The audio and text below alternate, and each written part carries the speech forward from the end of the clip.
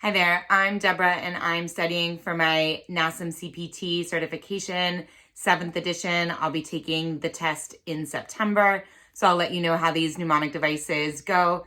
I actually have my master's in education from Stanford, and so I've created a way to help me remember the overactive and underactive muscles because it was just getting a little too much, right? There's 10 different positions to remember and each position has overactive and underactive, and I just couldn't keep it straight. And yes, I have seen the list of the general overactive muscles and generally underactive muscles, but still, I tried taking a pretest with that method and I failed a couple of questions.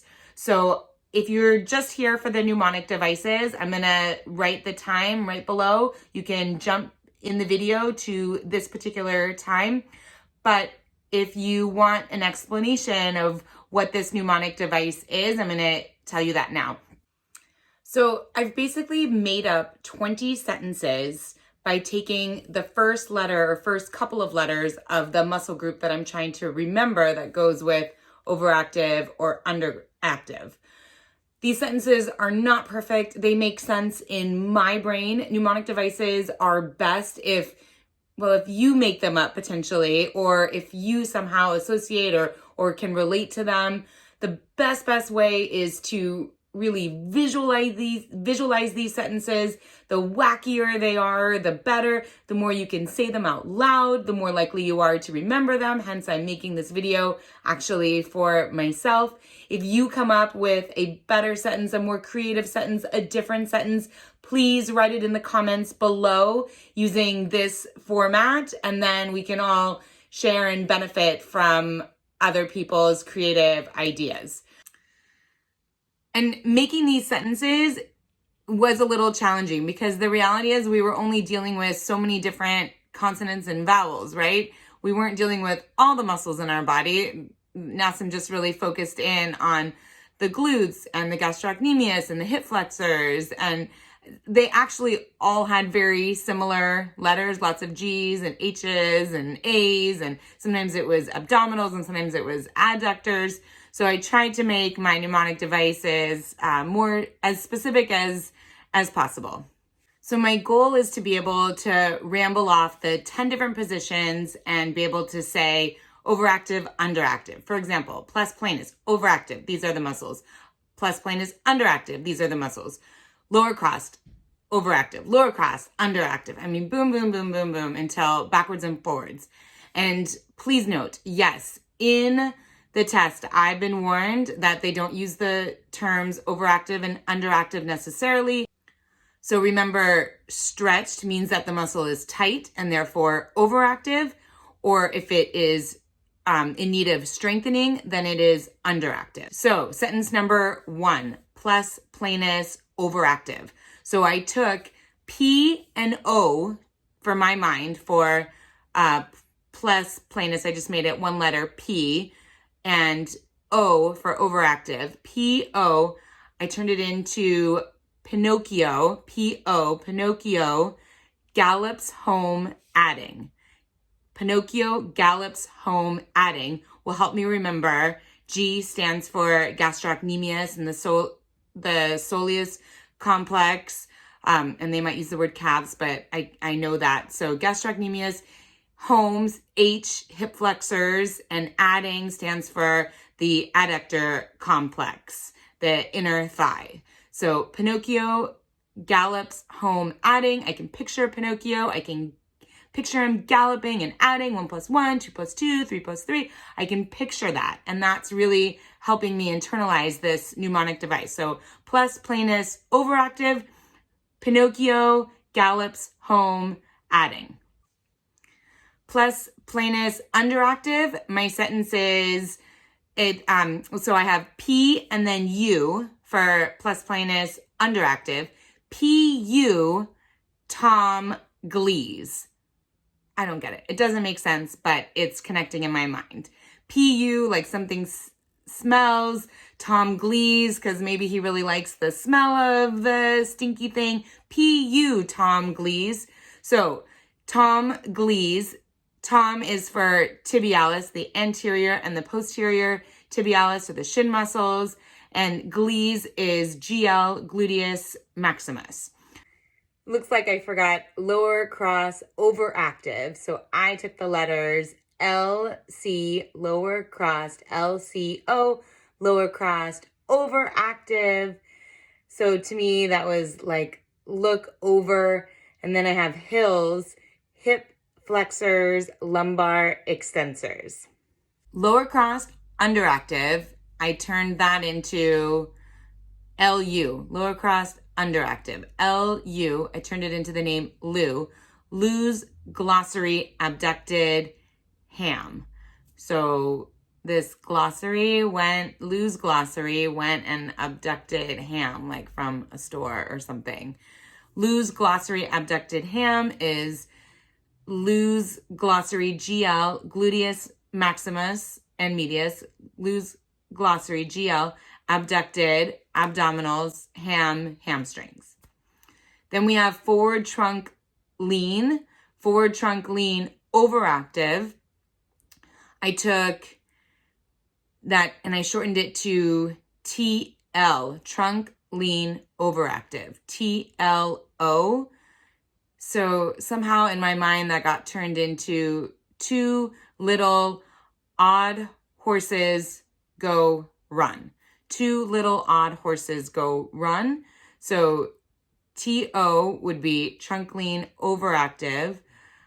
Two little odd. So we're starting with odd is overactive. Horses go run. So H is hip flexors. Go, the G is gastrocnemius soleus complex. And R is rectus abdominis and all the external obliques. So horses go run. So two little odd horses go run. In my mind, I'm picturing these weird little horses. Two little odd horses go run is going to help me remember forward trunk lean overactive. And then we have forward trunk lean underactive. I have TLU, trunk lean underactive, TLU, two little ugly hamstrings gallop. So two little ugly hamstrings gallop. TLU is just trunk lean underactive, hamstrings, there we go, gallop. We have gluteus maximus and lumbar extensors. So GLL, gallop. It kind of works. You can picture these two little ugly hamstrings galloping along, and if you can just remember, you have the G is gluteus maximus, and then there's another L, and that could stand for the lumbar extensors. Upper crossed overactive, I took the letters UCO, upper crossed overactive. And then then we have, my sentence is, Ursula came out peeing, look up. So she came out of, I don't know, the sky or something, peeing, so look up to see it. Ursula came out peeing, look up stands for, so P is pectoralis, L is levator scapula, and the sternocleidomastoid muscles, and the upper trapezius. Upper cross underactive, this one is even weirder. Ursula can't understand, so UCU, upper cross underactive.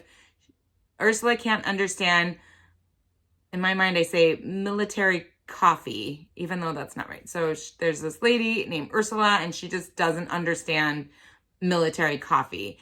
And that MLTR D, you have a D in there somewhere, CF, I don't, so it's the middle and lower trapezius, the rhomboids, the deep cervical flexors of the neck. So Ursula can't understand military coffee.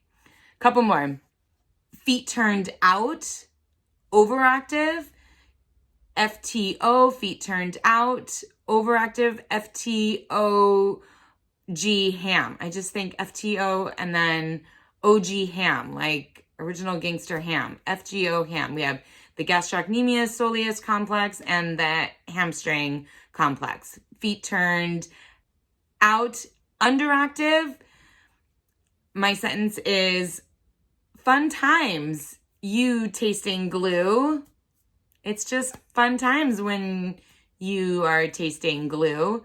So FTO, feet turned out, U, underactive, tasting glue is the tibialis and the gluteus, maximus, and medius. Knee valgus, overactive. I have KVO. So kangaroos vote off the flad. Kangaroos vote off the flad. So kangaroos vote off the flag. Flad stands for the tensor fascia lata, the TFL, the adductor complex, and then knee valgus underactive. Kangaroos vote you tasting glue. Kangaroos are just sitting around and they vote that you taste some glue. So that is KVU is knee valgus underactive. Tasting glue is the anterior and posterior tibialis and gluteus maximus. Arms fall forward overactive. My sentence is, ask Funky Felicia on the plane. We have the latissimus dorsi, the pectoralis, and the teres major. So ask Funky Felicia on the PL.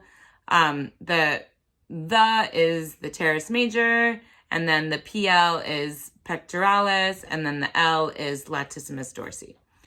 Arms fall forward underactive. Ask Funky Felicia, AFFU underactive, arm muscles.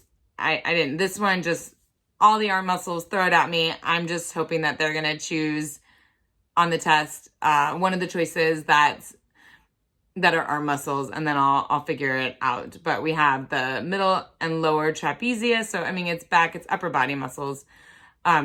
Rhomboids, the posterior deltoids, the rotator cuff. For the pushing assessment, the lower back arches overactive. I have PBO, pushing back overactive, PBO. So my sentence is, Paul bought one hill. There's this guy, Paul. He purchased a hill. He bought a hill. Paul bought one hill. So H is hip flexors, and then the two L's are lumbar extensors and latissimus dorsi. Pushing lower back underactive. Paul bought you an ab gluey ham. Ab is the name of somebody I know, Abigail. So Paul bought you an ab gluey ham.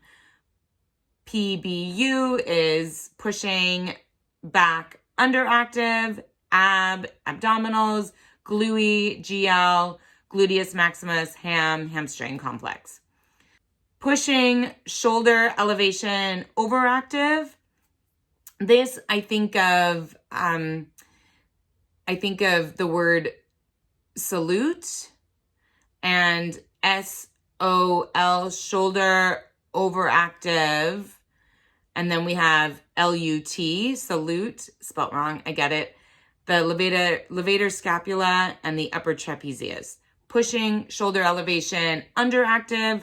We have SALT, and I think of insult for whatever reason. It just helps me remember. So we have SULT, shoulders underactive, and then LT, lower trapezius. Pushing when your head juts forward, overactive. In my mind, I just thought HO, head overactive. And then the mnemonic device sentence is LSS, HOLSS. So holes, head, overactive, levator scapula, and sternocleidomastoid. Pushing head juts forward underactive is HU, head underactive. And then my mnemonic device is who dat cute frog. HU, head underactive, that cute frog. D is deep cervical flexors. Really hope all that made sense to you. It makes a lot of sense in my head. If it helps you during your CPT examination, let me know by writing it in the comments, and good luck. We're all gonna pass.